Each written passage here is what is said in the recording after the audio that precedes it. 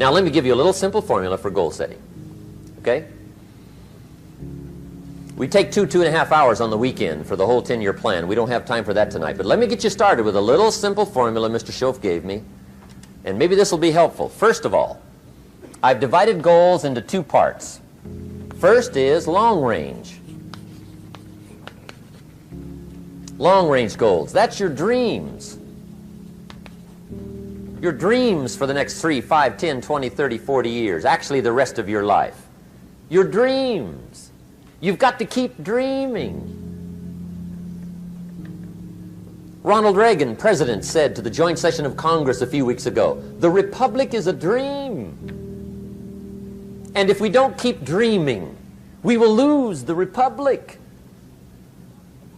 Your better future is a dream for yourself and for your family. Where do you want to go? What do you want to do? What do you want to be? What do you want to see?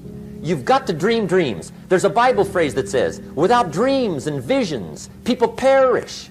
You've got to have something to go for that inspires the heart and the soul. Dreams.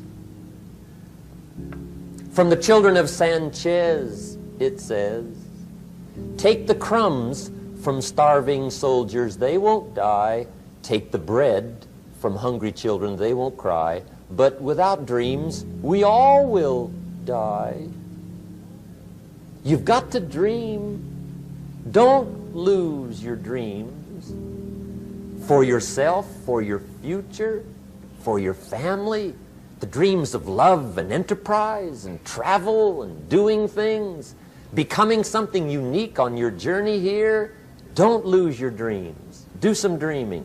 That's long-range goals. You've got to have those. So that's number 1.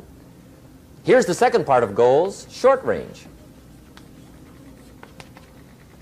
Short-range goals. That's your goals for tomorrow, this week, this month, this year, the immediate future. We call these confidence builders. Because if you set up something short-range, go for it, get it, latch onto it, work hard, accomplish it. That starts building your strong feelings to go for your dreams. Now, I've divided goals into 3 categories. Here they are. Number 1 is economic. That's your goals for money, income, business, profits, production. Economics. Make sure you've got your economics well planned. Economics plays a major role in everybody's life. Economics is major, which means it ought to be meticulously well planned for tomorrow, this week, this month, this year, long range. What if you asked somebody tomorrow if you could see their meticulously well-planned list of economic goals? What would they probably say? They say, you some kind of a nut? You must be weird. Hey, I found out what success is. Success is doing what the failures won't do. Make sure you've got your economics well planned. It'll put you in the top 5%. One of the key little subjects we talk about on the weekend is the 7 fundamentals for wealth and happiness. And that's one of them, well-planned economics. It's a fundamental if you want to do well. Join the top 5%. Anybody in this room can join the top 5%, if you will. Okay. Now here's the second category of goals, things. Make a list of the things you want. And on my list of things, now I put everything. Little things as well as major things. Doesn't matter how small it is, it goes on my list. I used to just put major things, cars, homes. I don't do that anymore. I now load my list with everything. Everything. And the reason is, part of the fun of having a list is checking it off. That's it. Boy, at the end of the day, if you can go, got it, got it, got it, got it, got it, got it, whatever it is, right? You get into the habit. So load up your list, the things you want. Now, when you check off something major, celebrate. That's an important point to make. Celebrate your achievements. Live it up. Have a party when you reach something you've worked for a while. See, we all grow from 2 experiences. One is called the pain of losing. The other one is called the joy of winning. We need both of them. Amplify them as much as you can, which also means make losing painful. If you set up something, fooled around, didn't get it, put it on yourself. On the other side, if you did get it, congratulate yourself. Self-congratulations is a sign of maturity. Seeking congratulations is a sign of immaturity. But hey, winning and losing, see, that's what it's all about. That's the name of the game. Now, some people lead such mediocre lives, at the end of the day, they don't know whether they're winning or losing. They got no clue. Guy's just going through the day with his fingers crossed. There's a better way. Okay, here's the third category of goals, personal development. Put those goals together. Personal development goals. That's your goals to be stronger, more decisive, be a speaker, be a leader, learn a language, all kinds of skills. Okay? The whole weekend seminar was designed to improve all your skills so that you walk away more skillful. And that's what you want, the personal development skills. That's what attracts, that's what brings good things to your life, the person you become more skillful. Now, this is quite a package to work on.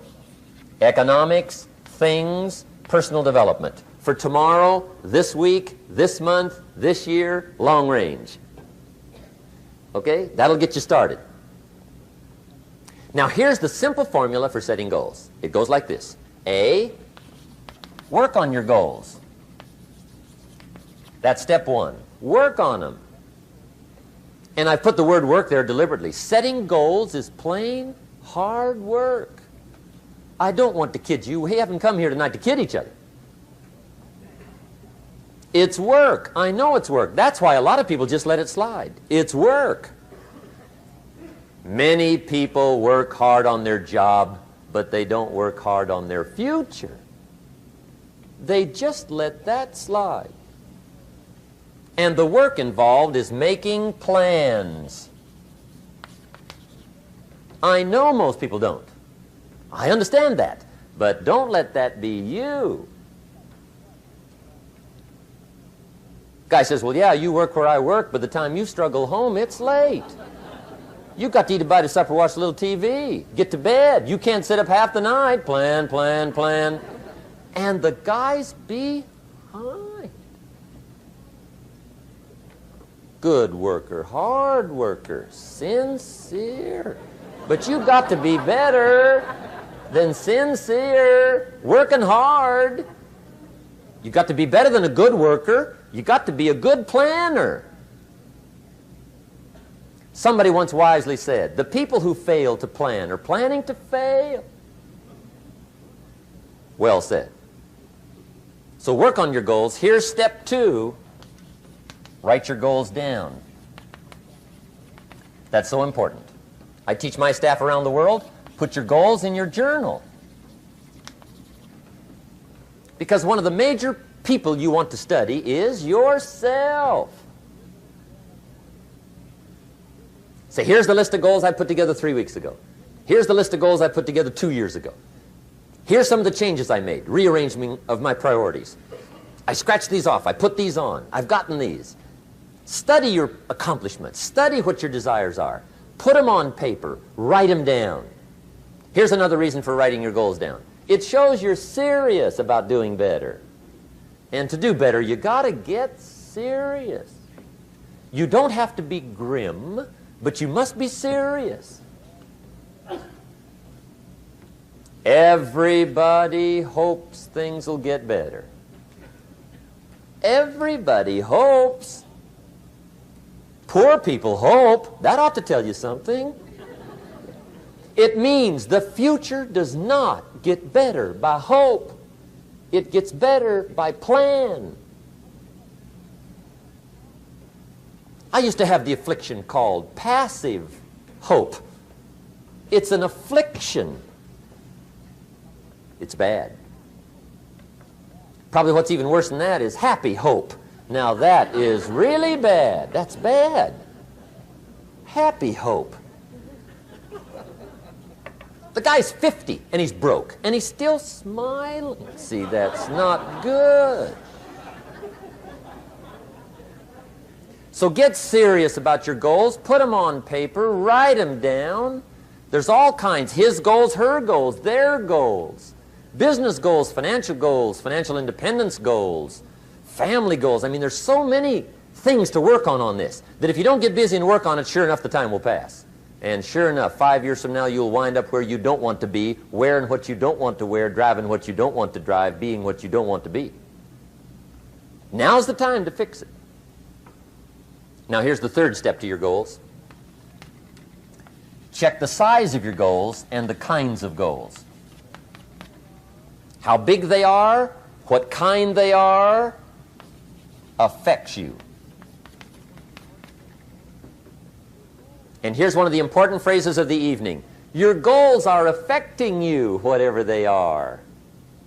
Your goals affect your handshake. Your goals affect your attitude, personality. Your goals affect the way you walk, the way you talk, the way you dress.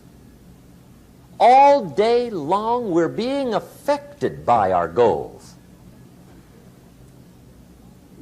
Now, some people have goals, but they have such lousy goals. The effect is bad. I asked a guy one time, what are your goals for this month? The guy said, look, if I could just scrape up enough money to pay these lousy bills. That was his goal. I'm not saying it isn't a goal. It's a goal, but it's such a lousy goal, the effect is bad. You don't jump out of bed on Monday morning and say, oh boy, another chance to go out and scrape up the money to pay my lousy bills. See, you don't do that. Usually you say, oh, not another Monday.